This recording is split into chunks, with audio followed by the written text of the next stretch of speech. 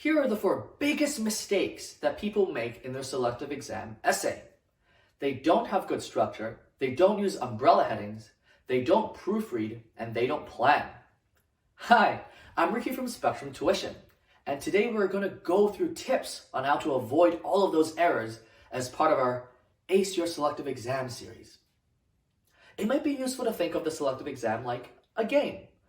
Just think of you like Mario. You're having your red cap, you're jumping around carefree, and you're like, I'm going to get as many coins as possible.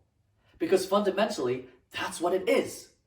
The tips we're going to give you is going to help you maximize the points that you're going to get. It's going to maximize the coins, look at it like a game, and we're going to teach you how to win. Now, to get a free tailored plan on how to best prepare for the selective school test, there's a free online assessment on our website, Spectrum Tuition, spectrumtuition.com, link in the description. After the assessment, you'll get a free report sent to your email, and one of our educational experts are going to follow up with a free phone call consultation and give you the best strategy going ahead. Let's get into the video. Now, before we get into the actual juicy tips, allow me to just tell you what kind of uphill battle you guys are dealing with. Every examiner that's going to be marking your essay has a life outside of it. They have friends, family, a new episode of Rick and Morty. It's coming out. And so they're putting all of that aside to grade your essay. And it's not just yours, it's hundreds of essays. And they're going to be written on the same topic. How creative can you realistically be when you're talking about foreign aid? I mean, come on. So they're likely to be bored out of their minds. The key tips we're going to give you here are going to help maximize your points. It's going to help maximize the coins you get. And in those coins, specifically, we're looking at the criteria. What a criteria is, it's kind of the thing that the examiners are supposed to grade you on. For example, did you get all the spelling errors? Did you do this? Did you do that? Did you do that? That's what a criteria is. The tips we're going to give you are going to maximize. You're going to hit everyone. You're going to hit everything. It's going to be great. So let's get into it. First tip, let's go. The first big fatal mistake that people make in their selective exam essay is a lack of good structure. Now, there are 2 steps. We're going to give you 2 ways of how to avoid this. Step 1, you got to approach the essay holistically. Step 2, you approach them in a paragraph form. Look at it in kind of more of a microscope way. In step 1, when you're viewing an essay holistically, you have to see all the key elements. Let's go through it. We need to have an introduction. We need 2 to 3 body paragraphs. We need a counter argument, and we need a conclusion. All of those elements need to be there so that you can harmonize the whole essay and make sure that it's all focused on the same contention, on the same topic, on the thing you're arguing. So you got to approach it holistically. But when you're looking at it through the lens of a microscope, we have to look at paragraph structure, specifically TEAL, topic sentence, evidence, explanation, and linking sentence. Now, I like to think of TEAL a little like a burger. They're great. So topic sentence and linking sentence, that's the bun. They hold everything together.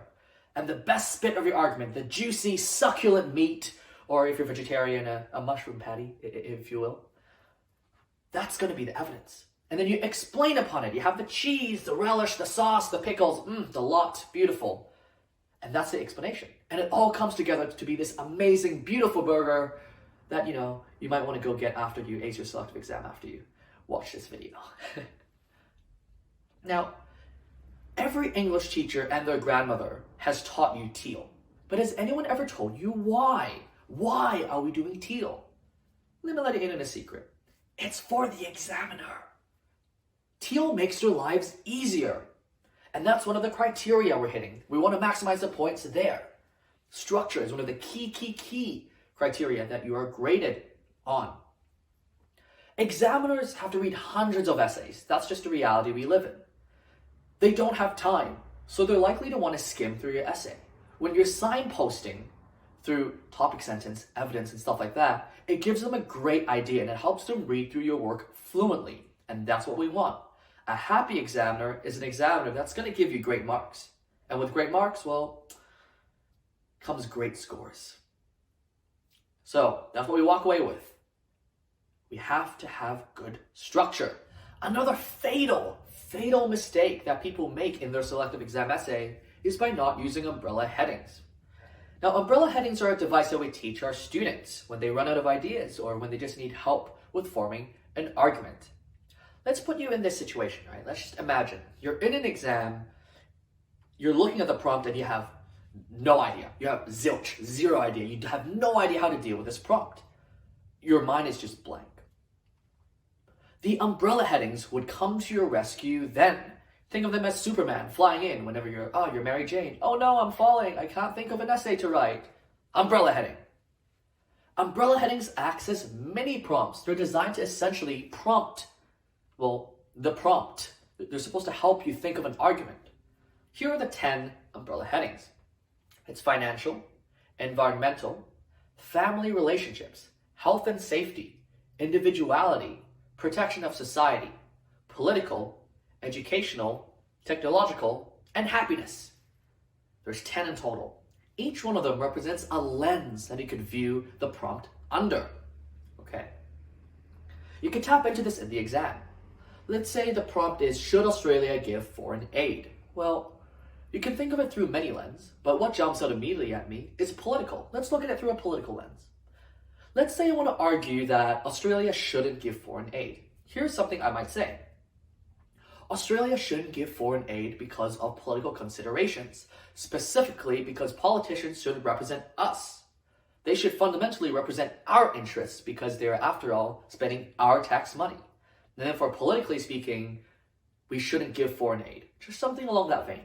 Could you see how by applying specific lenses, it lends you to a variety of arguments? And that leads me to the second point. Just like a game, you want to maximize kind of the differences in Nishin and coins. You want to get the rubies as well. That's kind of what's happening here. You want your argument to be different. So say your first argument is a burger, your second argument will be chips. Your third argument will be fried chicken. Like, they all complement each other, but they're not the same. A lot of my students fall into this trap. They write an essay and 2 of the 3 points are very similar and they're just kind of like an extension of one another. That's not ideal. Umbrella headings are designed to essentially give you a different lens, so each one of your arguments are distinct from one another. So I can enjoy the burger, and then I can enjoy the chips, and I can enjoy the fried chicken separately, and the examiner would be appreciative of that as well. And so to take away from this tip, remember to use umbrella headings.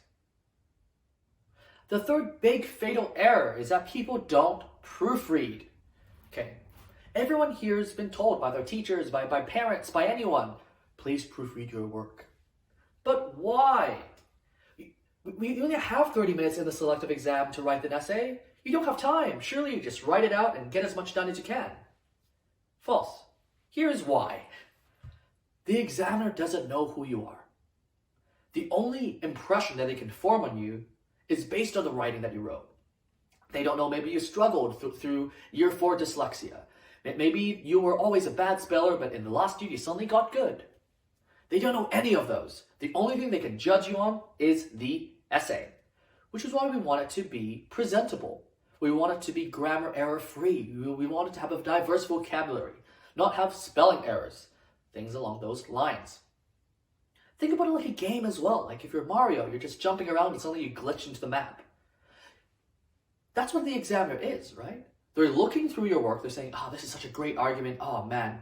Wow, great comment, great evidence. It's like you're Mario, you're jumping around the map. Oh, yes, you're taking all the coins, everything is good. And then you get stuck on a block. You're like, why?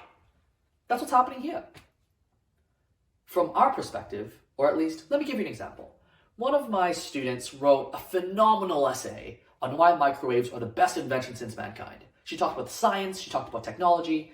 It was a great point, and then at some point, she spelled the word microwave wrong. And now the only thing I could think of is the fact that she spelled the word microwave wrong instead of how incredible her argument was. Remember to play the game. The examiner is, it's short on time. They have to read hundreds of essays, and they're bored too. So they're likely to be skimming your work. And if your essay is fluent and easy to read, they're going to go through it quicker. And like I said before, happy examiner, good marks. Here's a rule of thumb as to how to help you proofread. use your thumb to kind of underline what you're reading as you are reading it. You're just going through it. Ah, yes, yes, yes. This will help you target specific words and look at a sentence as a whole instead of just looking at everything, because it's pretty overwhelming when you're looking at a big page. Focus on what you're reading. So that's the takeaway tip here. Proofread your work. Okay. The final fourth big error is lack of planning.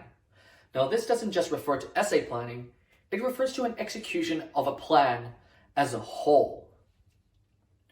Out of the 4 tips, this might be the most important one, because time is your most precious commodity. What that means is essentially the moment you open your book, the moment you look at the prompt, you're losing time. You have to get going. However, it's very easy to fall into the trap of just, I'm out of time, I need to start writing, let's go. No, bad. Here's why. As examiners, as tutors, as anyone that pretty much reads your essay, we could tell when you've come up with an idea whilst writing an essay. It's because it reads like it. It reads like you've wrote something and you're like, I've come up with this point. Because sometimes the points don't actually always intersect that well with one another. Remember, we have to view the essay holistically, not just in paragraph form. Maybe this paragraph makes sense, this paragraph makes sense, this paragraph makes sense. But do they all make sense together and form one coherent argument? This is why we have to have time to mentally plan. So, here's a rough time guide as to how much time you should be spending on each of the individual elements. 5 minutes to plan, 5 minutes to write an introduction, 4 minutes on each of the body paragraphs, 4 minutes on the counter argument, 3 minutes on the conclusion, 1 minute on proofreading. Now you might think that's not a lot of time, but you really only have 30 minutes. You might also think, hey, you only have 1 minute to proofread? I don't have time for that. That's not enough time. Unfortunately, you really don't have time. That's the reality. That's the situation we're in. So another technique you guys should develop at some point is to proofread while you're writing. When you're writing, after you write a sentence, don't just reread everything, but just reread just a little section before, see if there's any glaring errors.